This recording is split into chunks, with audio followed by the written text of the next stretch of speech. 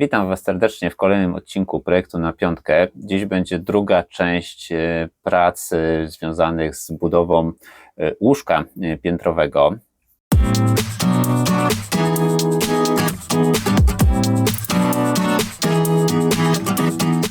Będę chciał zrobić tapicerkę na tych elementach bocznych łóżka, które ostatnio wycinałem. Natomiast zanim jeszcze zajmę się tym tapicerowaniem, chciałbym sobie zważyć, ile waży zarówno taka jedna ścianka, jak i te elementy, które powycinałem, żeby zobaczyć, jak dużo kilogramów udało mi się zaoszczędzić właśnie przez to, że powycinałem te elementy. Mam tutaj taką zwykłą wagę łazienkową, ale myślę, że jest ona wystarczająca, żeby mniej więcej to zważyć. Zobaczcie. 7,2 kg ważą te wycięte elementy. Także 7,2 kg udało mi się zaoszczędzić. Myślę, że jest to naprawdę całkiem sporo. Zważę sobie jeszcze oczywiście taki bok, żeby zobaczyć, ile waży taka płyta. Będę wtedy miał pogląd, jaki procent tej wagi z całej płyty udało mi się zaoszczędzić. Tego na pewno nie będę miał jak Wam pokazać, ale musicie mi uwierzyć na słowo.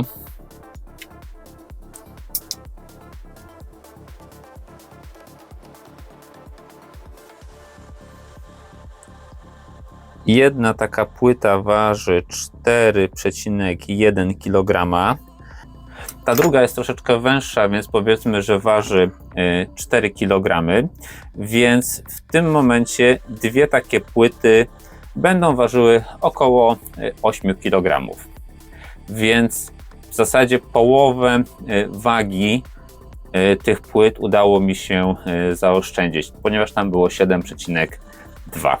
Także myślę, że pomimo tego, że jednak to wycinanie elementów dokłada sporo pracy, bo po pierwsze trzeba było to wyrysować, wyciąć, teraz przy tapicerowaniu też będzie dużo trudniej otapicerować taki element z otworami niż po prostu pełną płytę, ale jednak oszczędność jest bardzo duża, także myślę, że gra jest warta świeczki.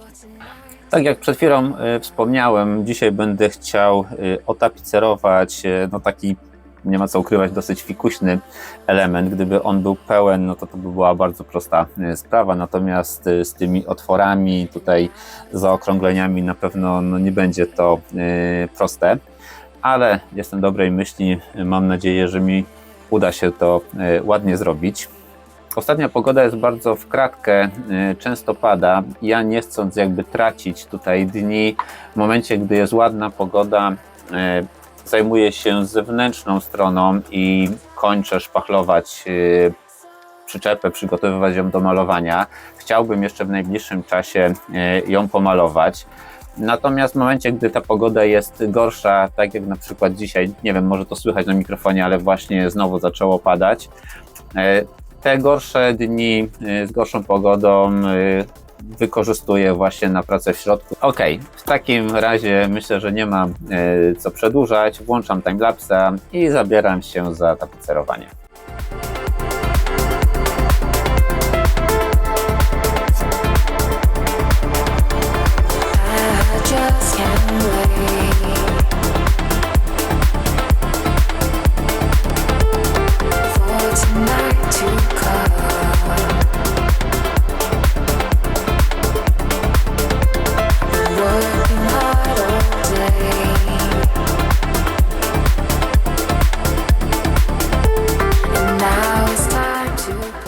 No dobra, to może małe podsumowanie. Jak widzieliście, otapicerowałem sobie tą płytę najpierw włókniną. Jest to włóknina o grubości 20 mm. Powiem szczerze, że poszło to całkiem sprawnie. Myślałem, że będzie to trudniejsze, szczególnie właśnie w tych zaokrągleniach. Zobaczymy, jak pójdzie z materiałem tym wierzchnim, tym welurem. Oby poszło tak łatwo jak z tą owatą, to byłoby super.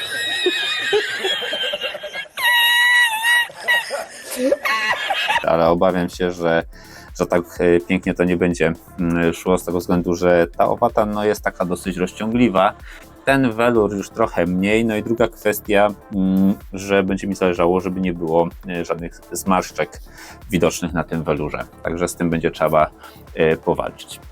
No dobra, zobaczymy jak to pójdzie. Zabieram się do dalszej pracy.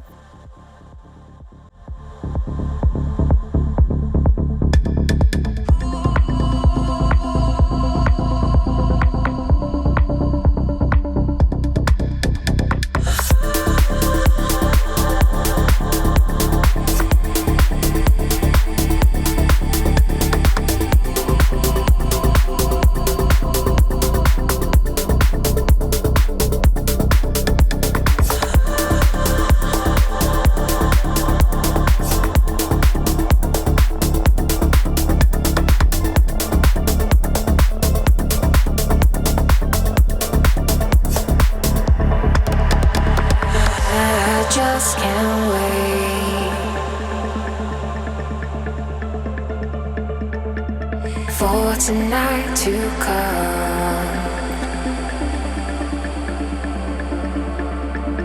Been working hard all day,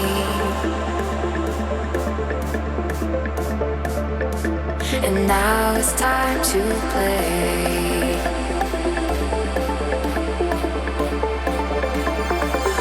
There's nothing like feeling young and free.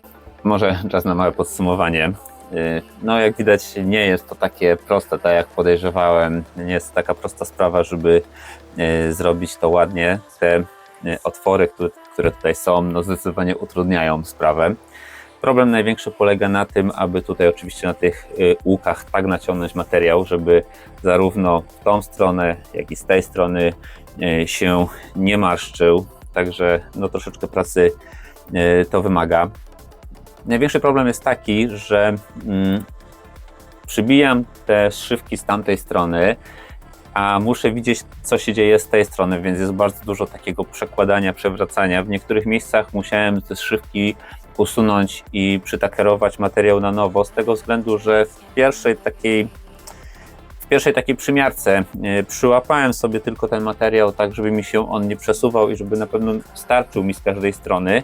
No a później naciągając ten materiał musiałem odczepić te szywki, naciągnąć go i jeszcze raz przytakerować. Dobrze, że zacząłem od tamtej strony i od środka. To taka uwaga, myślę, że na przyszłość. Lepiej wydaje mi się, że robić to od środka niż iść po kolei, z tego względu, że właśnie tutaj mamy materiał, który musi być naciągnięty zarówno w tą i w tą stronę, więc idąc po kolei myślę, że mógłby być problem, żeby ten materiał fajnie naciągnąć. Natomiast idąc od środka mogłem sobie zrobić najpierw jedną stronę, później drugą, a mając już tutaj środek zrobiony, będę mógł zająć się tymi tutaj zaokrągleniami na krawędziach, tak samo jak tutaj już zrobiłem. Wtedy będę mógł te krawędzie sobie naciągać na zewnątrz. W momencie, gdybym szedł tak raz za razem, to naciągając tutaj, myślę, że byłby problem, żeby naciągnąć tą stronę. Nie wiem, może się mylę, może tak też da się zrobić, natomiast wydaje mi się, że w ten sposób przynajmniej mi było łatwiej, więc tak to robię. Natomiast z tej strony mam mniej takich ostrych łuków, ponieważ tutaj jest tylko takie zaokrąglenie, więc myślę, że tutaj pójdzie już zdecydowanie łatwiej, więc zostało mi tutaj raz, dwa, trzy i cztery takie właśnie półkola. No ale nic, idzie powoli, ale do przodu. Myślę, że efekt jest całkiem spoko, więc pokażę Wam może to jeszcze z bliska, ale myślę, że będzie ok. Zobaczcie, tak mi wyszło tutaj na tych łukach z bliska, także myślę, że jest w porządku.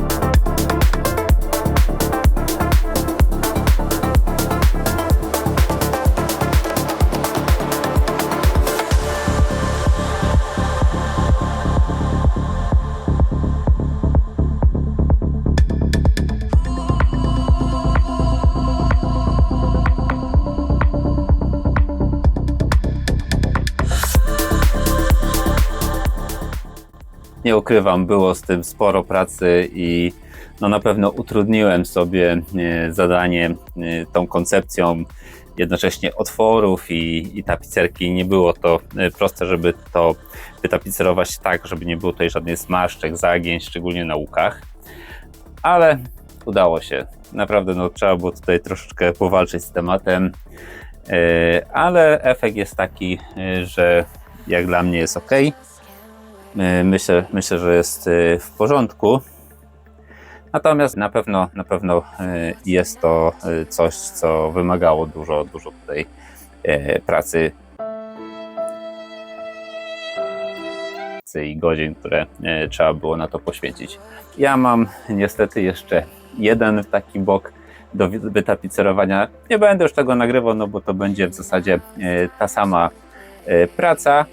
Także pokażę Wam to z bliska i pewnie widzimy się, jak będę przymierzał jedną i drugą stronę. Zobaczcie, tak to wyszło. Tutaj jest bliska jedna strona, tu w ten sposób. To oczywiście nie jest zmarszczka, to jest tylko na welurze przejechane. Tutaj to tak samo.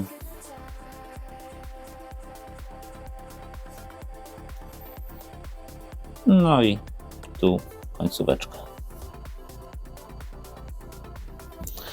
Także tak mi to wyszło, tak to się prezentuje.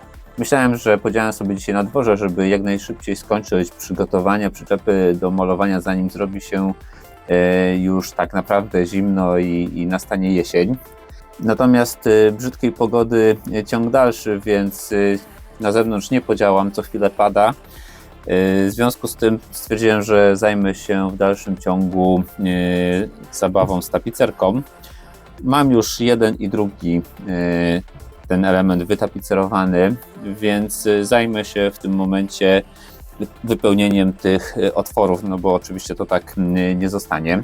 I po stronie drzwi, czyli tam, gdzie będą powiedzmy nogi leżąc, wypełnię te otwory taką cienką 3 mm lekką HDF-ką, którą otapiceruję.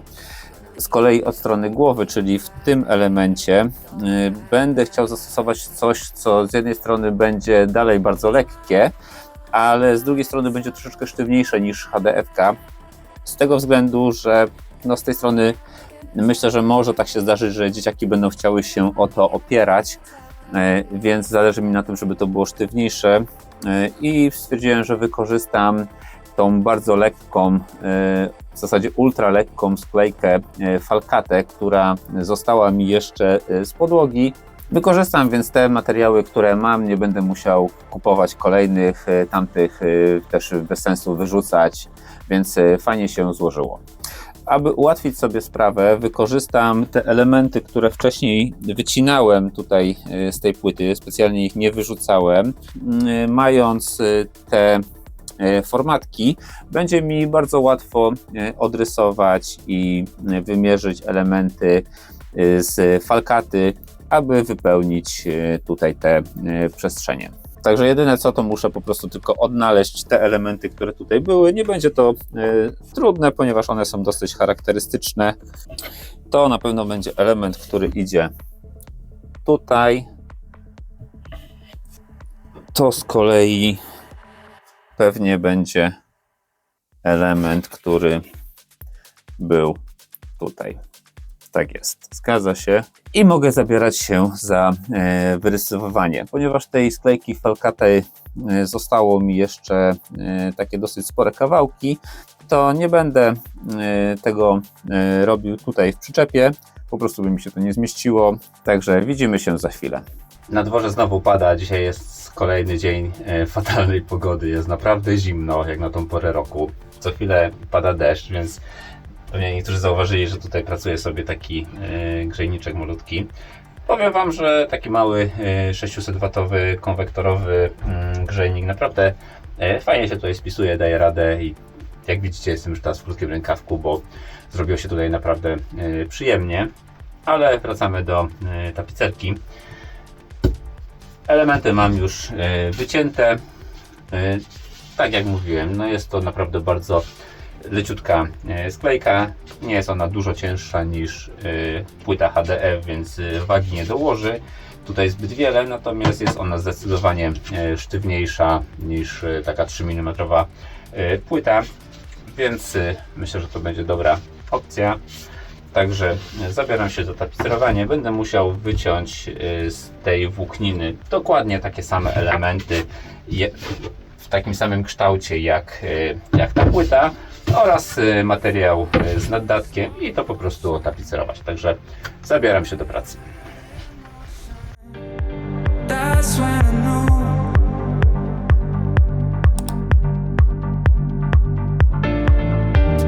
Then there's no forgiveness. No one left to witness. That's when I knew. All of that time was over us. Ripples that break apart our trust. How can we go back?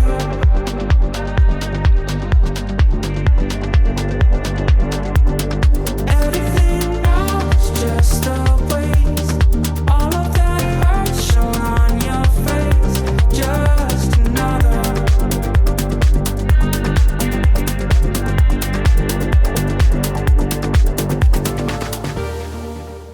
Być może słyszycie to na mikrofonie, ale na dworze naprawdę się rozlało. Natomiast ja sobie tutaj działam. Mam już otapicerowane te dwa elementy. Tak to wyszło. Powiem szczerze, że w porównaniu do tego elementu z dziurami, no to było to banalnie proste, szybko poszło, nie było tutaj jakichś większych trudności. Z drugiej strony tak to wygląda, ale to nie ma większego znaczenia. Jeszcze wam pokażę tutaj tą stronę w ten sposób. No i oczywiście jak już złożę to w całość, to będzie to wyglądało mniej więcej tak. Dajcie znać, czy wam się to podoba. Myślę, że jest całkiem w porządku. No dobrze, te panele mam już gotowe, więc pora na zrobienie takich samych paneli na drugą stronę, na drugą tą ścianę od łóżka. Z tym, że o ile tamte były na sklejce, to te panele będą zrobione z takiej 3 mm płyty HDF. Także zabieram się za odrysowywanie, wycinanie i oczywiście tapicerowanie. Mam już tutaj przygotowane te wycięte formatki właśnie z tej drugiej ścianki, więc zabieram się do pracy. How can we go back?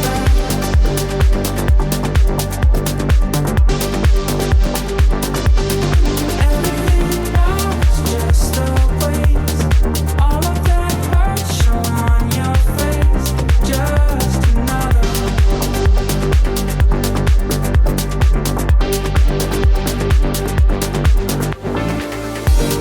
Falling in slow motion.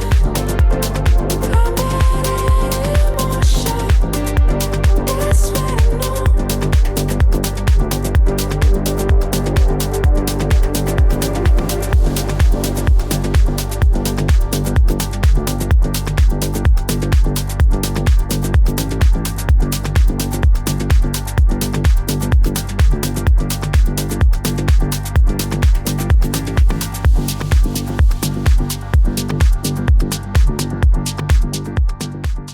No dobrze, wszystkie 4 panele mam już zrobione. Tu są te dwa grube, w sensie z grubej sklejki. Tu są te dwa na płycie HDF.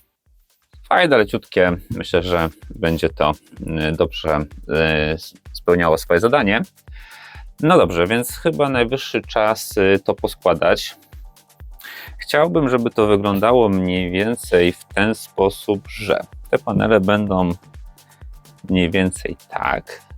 Natomiast panel, ten duży, będzie w ten sposób. Tak to mniej więcej będzie wyglądać, ale tak jak mówiłem, to będzie łóżko dla dzieciaków, więc żeby było jeszcze fajniej, to będę chciał tutaj dookoła tych paneli zamontować LEDy, żeby to było tak fajnie podświetlone. To będzie też dodatkowe oświetlenie z tego względu, że ten panel będzie po tamtej stronie przyczepy, czyli w tym takim kąciku gdzie jest łazienka. No i tam pewnie będzie trochę ciemniej, więc żeby było fajnie oświetlone i żeby było dzieciakom przyjemnie. Także będę tutaj w tym celu musiał jeszcze zrobić taki dystans, który powiedzmy uniesie około centymetra tą ramę od panelu. I oczywiście tutaj w środek zamontuję taki aluminiowy profil, do którego zostaną zamontowane LEDy. Musiałem sobie tutaj potestować, zastanowić się, jakie rozwiązanie będzie najlepsze. Na początku myślałem, żeby tutaj obłożyć ten profil aluminiowy tak jakby dodatkową warstwą jeszcze tutaj sklejki, która będzie dystansem, i przykręcić go w ten sposób do tych dystansów, ale później tak stwierdziłem, że w sumie najprostszym, takim szybszym i jednocześnie najlżejszym rozwiązaniem będzie przykręcenie po prostu profili wkrętami bezpośrednio do tej deski, bez dokładania tutaj tych dystansów, tak mniej więcej centymetr od brzegu. Później jak na to przyjdzie ten panel, który dociśnie wszystko ładnie, po obwodzie go również poprzykręcam i myślę, że to będzie dobrym rozwiązaniem. Także biorę się za przycinanie tych profili, nawiercanie otworów na wkręty i przykręcanie dookoła.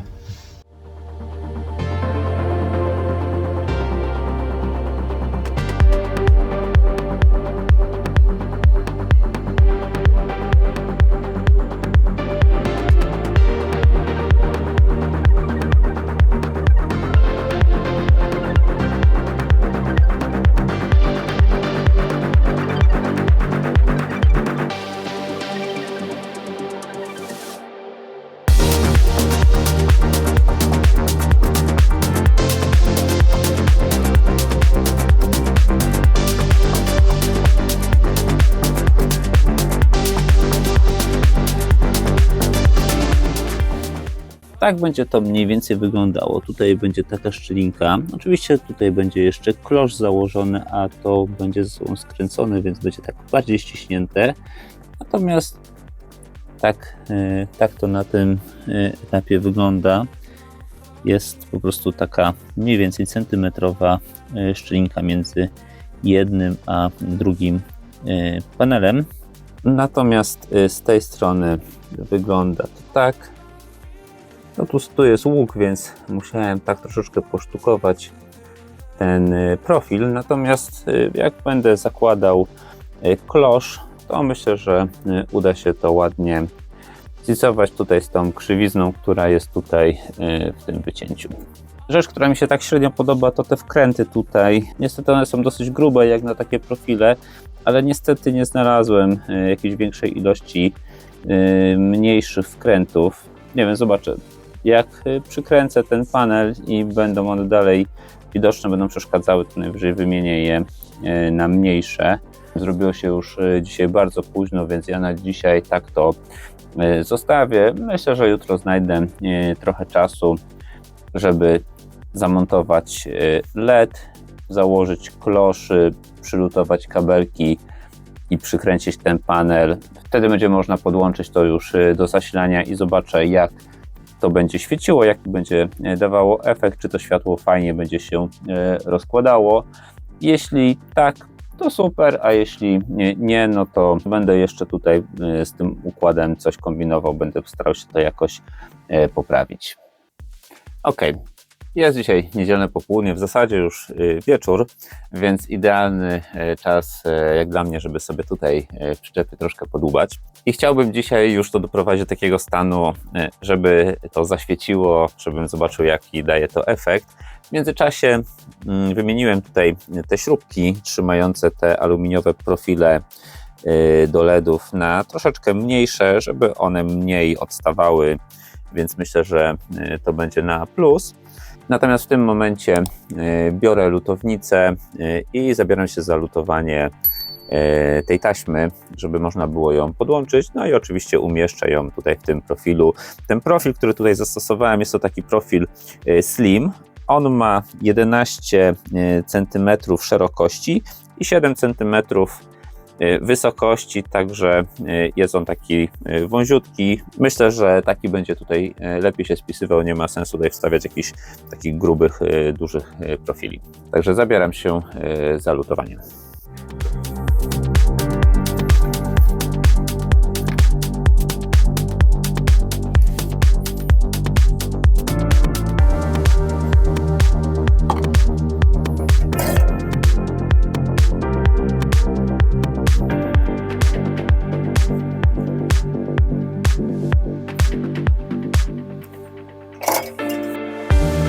Falling in slow motion.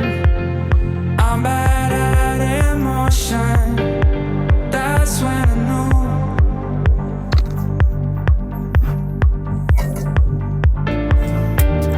Then there's no forgiveness. No one left to witness. That's when I knew. All of that time was over us. Ripples that break apart our trust. How can we go back?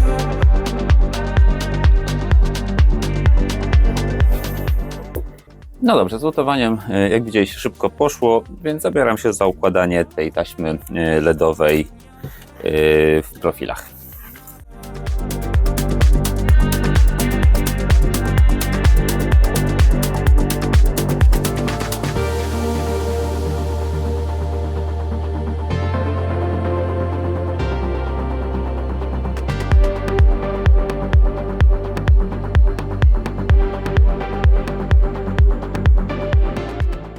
Taśmę LEDową już w zasadzie mam do końca położoną, został taki kawałeczek, natomiast tutaj jest dosyć ciasno, ten profil ma 11 mm i maksymalna szerokość taśmy LED, jaka może być do niego zastosowana, to jest właśnie 8 mm, czyli tak jak tutaj, ona wchodzi w zasadzie od brzegu do brzegu dosyć ciasno i nie chciałbym, żeby mi tutaj gdzieś coś przez przypadek się zwarło, więc założę jeszcze koszulkę taką termokurczliwą jako izolację.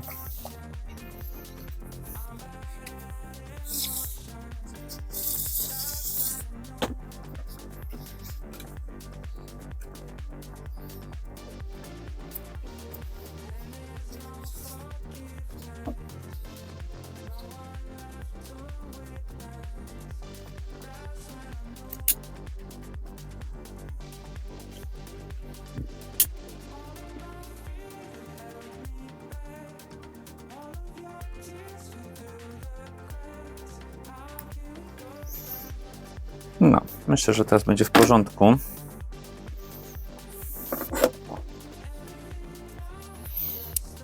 Ok, to będzie tutaj w ten sposób zamocowane. No i został mi tu jeszcze ten kawałeczek.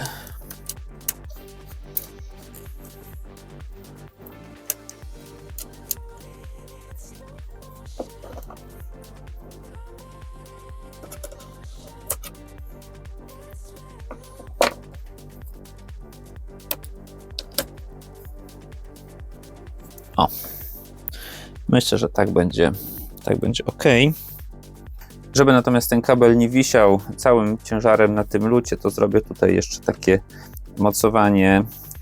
Wezmę po prostu pętelkę, zrobię z opaski.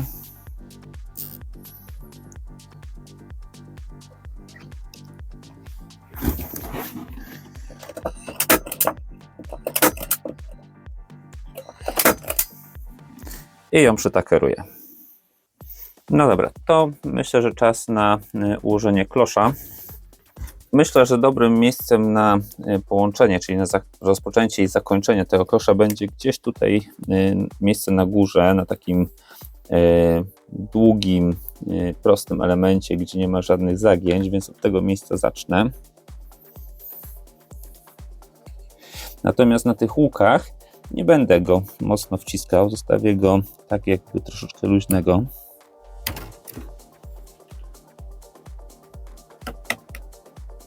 W ten sposób, żeby on tylko się lekko trzymał. Myślę, że to wystarczy.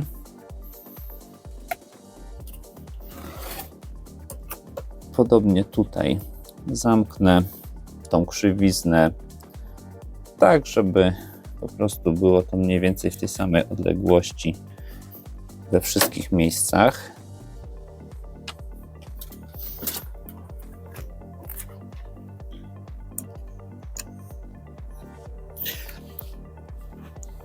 Mogę sobie ten kąt w taki sposób właśnie jakby regulować, więc nie powinno tutaj być problemu z dopasowaniem tego.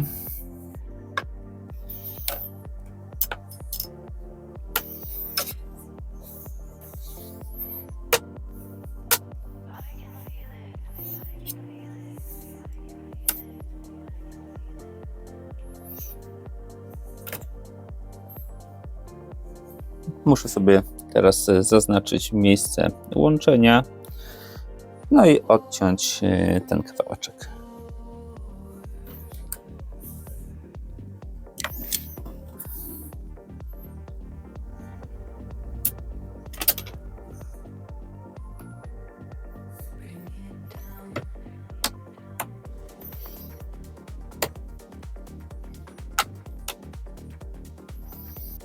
Tak tutaj wyszły mi te właśnie łuki na kloszu, tak samo tutaj, no i tutaj jest to łączenie.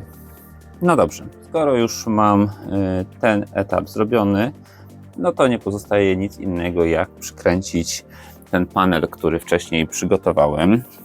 Będzie on oczywiście przykręcony w ten sposób. Do jego przykręcenia użyję takich dłuższych wkrętów, które pozwolą mi go fajnie tutaj złapać z takim grubym uzwojeniem. Natomiast żeby on się mocno trzymał i na przykład opierając się o niego ten wkręt nie wpadał mi w tą miękką sklejkę, to użyję jeszcze takich podkładek i wtedy myślę, że to będzie się już fajnie mocno trzymało. Muszę go sobie w takim razie ustawić mniej więcej równo. Myślę, że tak będzie w porządku.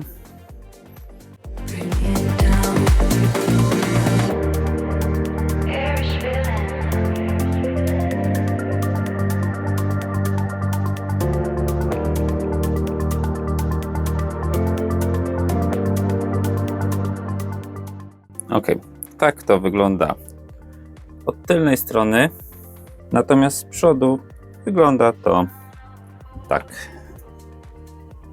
Dobrze, skoro dobrnęliśmy już do tego etapu, to myślę, że najwyższy czas zobaczyć, jaki jest efekt końcowy, jak to wyszło. No i przede wszystkim podstawowe pytanie, czy to w ogóle świeci. Także włączę zasilanie i zobaczymy, co z tego wyszło. Ok, świeci, więc już pierwszy, najważniejszy punkt został spełniony. No, efekt jest taki, powiem szczerze, myślę, że jest fajny. Mniej więcej o coś takiego mi chodziło, także jestem zadowolony. Napiszcie może w komentarzach, czy Wam się to podoba, czy jest tak, jak się spodziewaliście, czy może jednak coś tutaj można by było zrobić inaczej, może lepiej. Ja myślę, że tak to zostawię, bo mi się po prostu podoba, więc będzie takie dodatkowe oświetlenie. Zobaczcie, tak to mniej więcej wygląda, patrząc się tak na wprost, a z boku wygląda to tak. Ok, skoro działa i efekt jest, myślę, fajny, to nie pozostaje nic innego, jak zająć się montażem drugiego panelu. Także włączam timelapsa i montuję ten panel.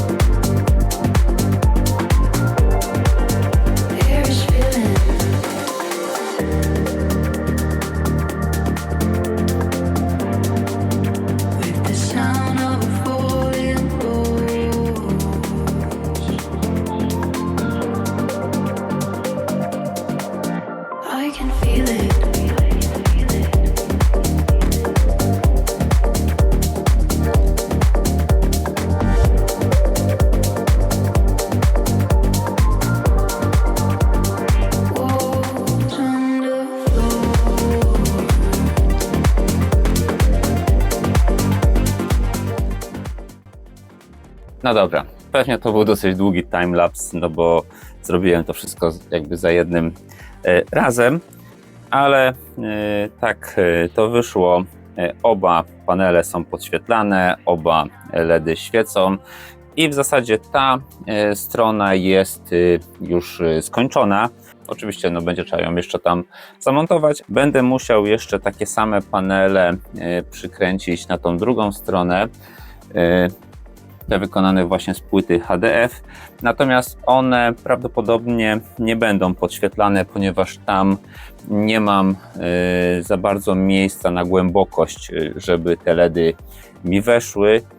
No a poza tym ta strona jest tutaj przy drzwiach, więc nie ma tego problemu, że jest tam w kąciku za ścianką od łazienki, więc tutaj po stronie drzwi nie będzie raczej konieczności robienia takiego dodatkowego oświetlenia. Przymierzę sobie to jeszcze, ale raczej tutaj nie planuję tych paneli podświetlać. Ok, pokażę Wam oczywiście jeszcze to z bliska. Zobaczcie, to jest ten pierwszy panel, to jest ten drugi panel. Tak to wygląda z każdej strony. Jak być może zauważyliście, musiałem tutaj lekko zmodyfikować oświetlenie przyczepy, ponieważ okazało się, że tych LEDów na szpulce było za mało, żeby starczyło na ten panel. Więc tak jak kiedyś tam na samym początku, jak tylko zakładałem to oświetlenie, wspominałem, to jest oświetlenie powiedzmy robocze. Te LEDy kupiłem właśnie po to, żeby je wykorzystać przy budowie przyczepki. Tak też właśnie się stało, więc wykorzystałem fragment tych LEDów po to właśnie, żeby je tutaj zastosować. Oczywiście wycinając te otwory i wypełniając je lżejszym materiałem, czyli tą lekką sklejką, udało mi się zmniejszyć dość znacząco wagę tych boków. Natomiast no, przez to, że sobie tak to wymyśliłem, że chciałem osiągnąć taki efekt wizualny, no nie ma co ukrywać. Zrobiłem sobie mocno pod górkę i dołożyłem sobie naprawdę mnóstwo pracy, żeby to w ten sposób zrobić w porównaniu do wersji, gdybym po prostu to obił materiałem i to by było już skończone. Ale cieszę się, że udało mi się to zrobić, cieszę się, że udało mi się osiągnąć taki efekt, ponieważ podoba mi się to, jak wyszło i myślę, że będzie to fajnie wyglądało. Dajcie też oczywiście znać, co Wy o tym sądzicie, czy Wam się to podoba. Sekcja komentarzy jest Wasza, także zapraszam serdecznie. Powoli zmierzam ku końcowi zabawy z tymi bokami, tapicerowanymi bokami łóżka. Także tamten panel, tamten bok mam już zrobiony, więc szybciutko biorę się za skończenie tej strony. Tutaj będą po prostu przykręcone panele już bez LEDów w ten sposób, także powinno to szybko pójść. Jeden tutaj, drugi w tym miejscu. Tak samo będę tutaj stosował wkręty, tylko oczywiście krótsze i również podkładki.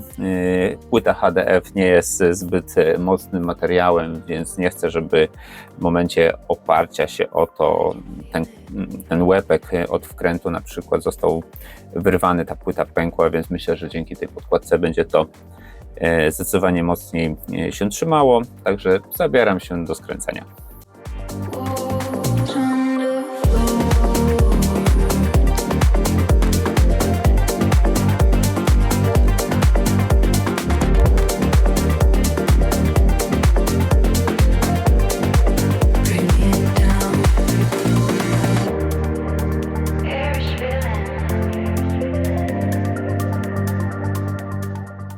No i gotowe. Jak widzieliście, szybko poszło, dużo szybciej niż z tamtą stroną. Oczywiście bez tego oświetlenia ta konstrukcja jest no, dużo prostsza i dużo mniej pracochłonna.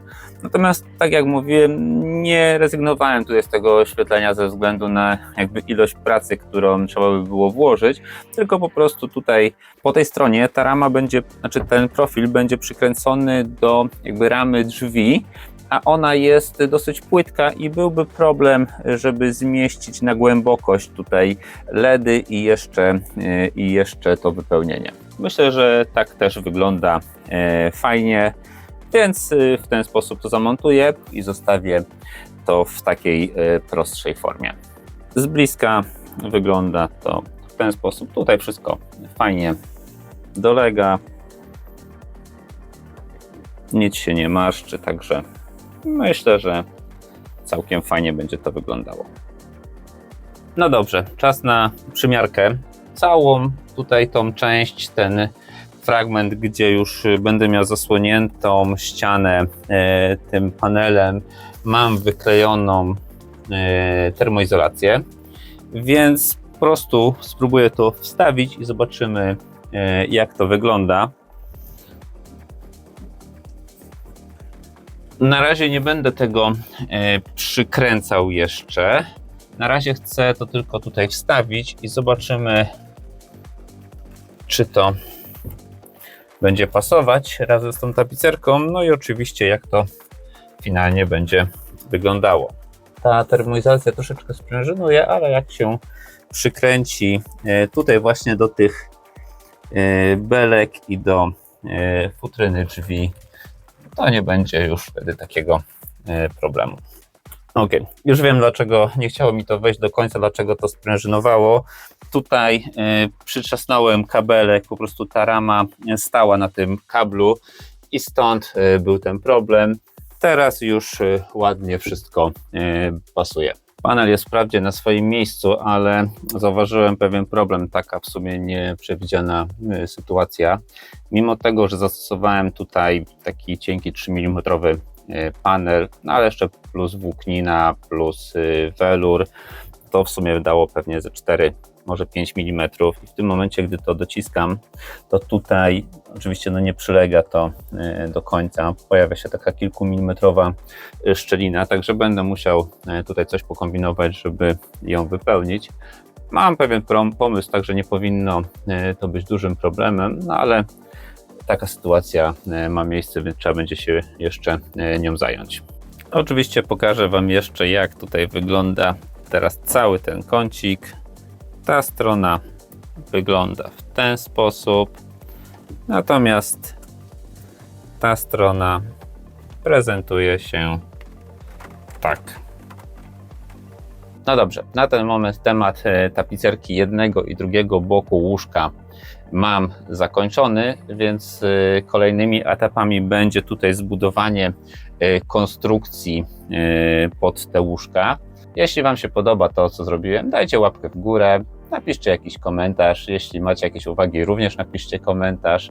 Pracy z tym łóżkiem oczywiście będzie bardzo dużo, bo tutaj trzeba będzie zrobić tą konstrukcję pod spodem, miejsce na lodówkę, tutaj będzie boiler na wodę. Oczywiście pierwsze piętro, drugie piętro, więc muszę to jakoś podzielić. Ten odcinek byłby bardzo długi, gdybym to wszystko chciał wrzucić w jeden film. Dlatego na dzisiaj się z Wami już żegnam. Dziękuję, że byliście ze mną. Do następnego. Cześć.